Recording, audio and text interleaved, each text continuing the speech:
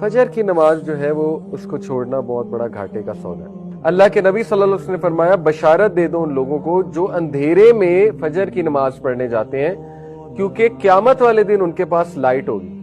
آپ کو پتا ہے یہ کیا موقع ہے لائٹ والا؟ نبی صلی اللہ علیہ وسلم سفارش کریں گے، سفارش اللہ سے کریں گے سجدے میں گر کے، کس چیز کی سفارش کہ اللہ حساب شروع کر دے، تو اللہ تعالیٰ حساب شروع کر دیں گے۔ حساب کس طرح شروع ہوگا؟ سب سے پہلے انسان کے ڈیڈز کو ایگزامن کیا جائے گا۔ آپ کے ہاتھ میں آپ کا اعمال نامہ پکڑایا جائے گا، ٹھیک ہے، اس کو ایگزامینیشن آف ڈیڈز کہتے ہیں۔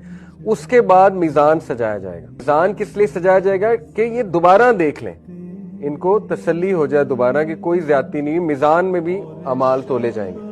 اور میزان میں اعمال تولنے کے بعد جو ہے وہ پھر ایک فیز آتا ہے، گھپ اندھیرا چھا جائے گا، پچ ڈارکنس ہوگی۔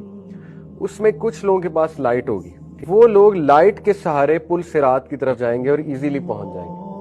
کچھ لوگ کے پاس بالکل لائٹ نہیں ہوگی تو وہ گریں گے، کٹیں گے، زخم لگیں گے انہیں، اور بہت زیادہ تکالیف جھیلیں گے اور بہت ایک مینٹل ڈسٹریس سے گزریں گے، اور پھر جا کر پل صراط تک پہنچیں گے۔ یہ لائٹ والے کون لوگ ہیں؟ فجر والے۔ حدیث میں آتا ہے کہ ان لوگوں کو بشارت دے دو قیامت والے دن ان کے پاس لائٹ ہوگی، اس فیز میں لائٹ ہوگی۔